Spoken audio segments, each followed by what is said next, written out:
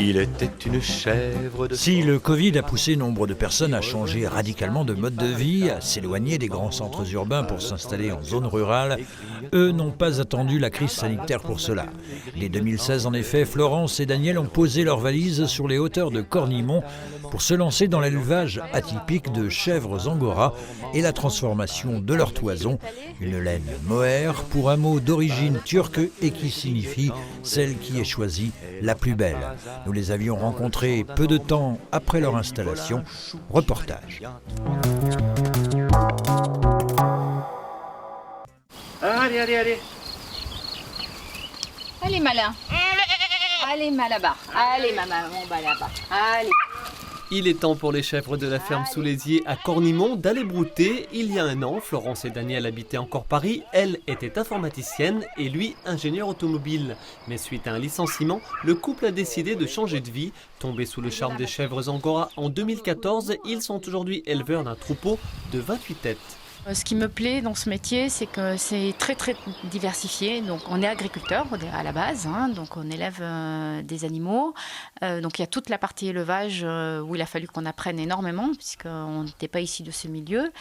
Et puis ensuite, il va y avoir tout ce qui va être transformation de la laine. Le couple a choisi les Vosges pour deux raisons, les montagnes d'abord, mais surtout l'absence de concurrents. Ils sont les seuls dans le département à élever des angoras, des chèvres très proches de l'homme. Chacune a un prénom. C'est mythique, ma belle. Ces chèvres sont élevées uniquement pour leur laine, la laine mohair, plus légère, plus respirante et plus fine que celle de mouton. Donc sur une toison d'une chèvre, suivant son âge, si c'est un mâle, une femelle, et suivant sa génétique, ça va être plus ou moins fin et on va se retrouver avec 1 à 3 classes différentes sur une même chèvre. Et en tout, il peut y avoir 4 classes. Daniel et Florence ont rejoint le collectif d'éleveurs de chèvres angora, un moyen pour eux de faire transformer leur laine en pelote, mais aussi en pull, chaussettes ou écharpes. Prochain objectif pour ces nouveaux Vosgiens, ouvrir des chambres d'hôtes et pourquoi pas agrandir le troupeau. Daniel, on était venu vous voir en 2017. Vous veniez de vous installer quelques mois auparavant. Vous aviez 28 têtes, si je ne m'abuse. 28 têtes, oui, tout à fait. Oui, Vous en êtes à combien? 41. Oh, il y a eu des naissances 41, alors. on a eu, et du coup, au début, on n'avait pas le mâle reproducteur, et donc l'année d'après, on a eu le mâle reproducteur.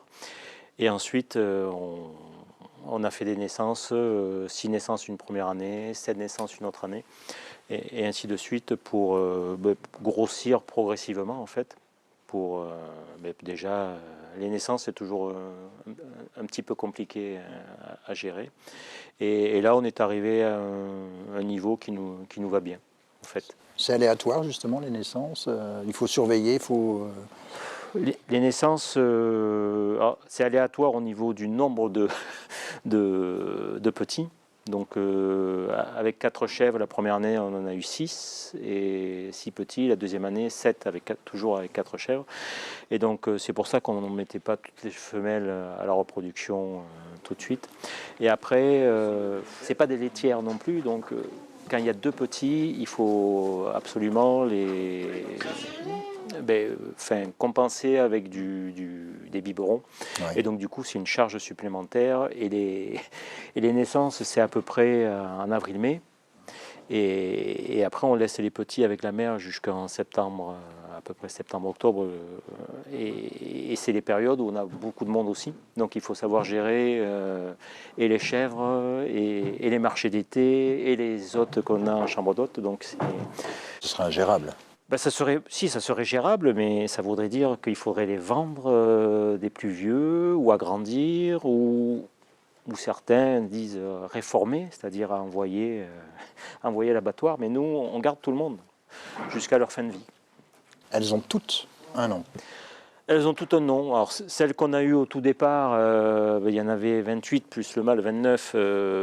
On n'a pas choisi les noms, mais dans toutes celles qui sont nées, ça marche comme pour les animaux domestiques, les chiens ou chats. Le premier qu'on a eu, c'était l'anédéo. On l'appelait One. tout simplement. Voilà. On n'allait pas chercher trop loin. Daniel, avec le coût de la vie qui a augmenté, alors l'inflation, la crise de l'énergie, maintenant les carburants, comment vous vous en sortez? Alors, jusqu'à maintenant, sur l'activité chèvre, on avait équilibré notre budget avec les investissements qu'on a réalisés, parce que le bâtiment, c'est ceux que l'on doit amortir sur une quinzaine d'années, donc c'est ça qui nous coûte assez cher au final. Mais cette activité-là est équilibrée, ça veut dire qu'on ne se versait pas de salaire sur cette partie-là.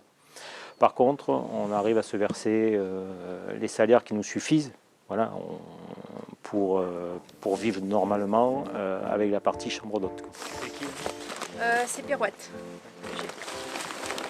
Donc, dans un sac, il y a en fait une bête de la dernière tonte. Florence, on est au mois d'octobre, c'est l'heure de mettre une petite laine mohair. Alors, comment ça se passe exactement une fois que vous avez tondu les chèvres?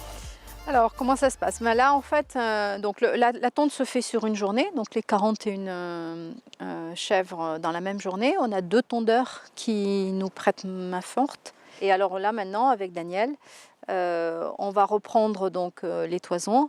Et l'objectif, c'est de rendre la toison la plus propre possible déjà. Donc enlever tout ce qui est en fait... Les petites herbes, etc. Voilà, exactement. La paille, le foin, les ronces, puisque là c'est une tonte après l'été. Donc forcément, elles nous ont ramené pas mal de végétaux.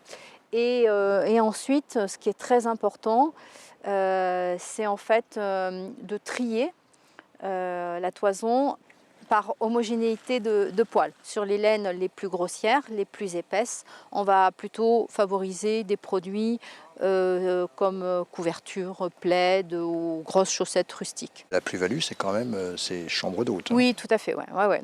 Ce qui nous fait vivre, c'est effectivement l'accueil de nos hôtes dans nos chambres d'hôtes. Pour beaucoup d'étrangers comme les Belges ou le Luxembourgeois, c'est les montagnes les plus proches. Et ils sont fidèles, les Oui. gens qui viennent ici? Ouais, Ils maintenant reviennent, on commence à vraiment avoir une clientèle de gens qui ont apprécié le cadre, et puis nos relations. On aime beaucoup passer du temps avec eux, leur expliquer aussi notre deuxième métier.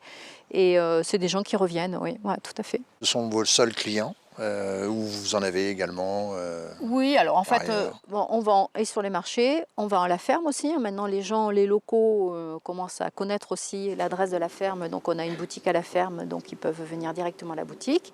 Et puis, un petit peu par Internet. Mais c'est plus des gens qui nous ont déjà acheté et qui reachètent via Internet. Vous allez probablement augmenter vos prix également? On y songe, on y songe. Après, il faut rester dans une limite raisonnable. C'est une petite clientèle, donc on ne peut pas non plus augmenter de trop le prix des pelotes. Il va falloir qu'on trouve un juste équilibre. Finalement, vous êtes heureuse?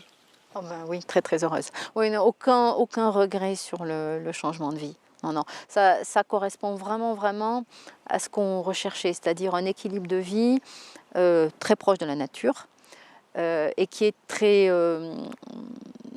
en phase avec nos valeurs, c'est-à-dire consommer moins mais consommer mieux.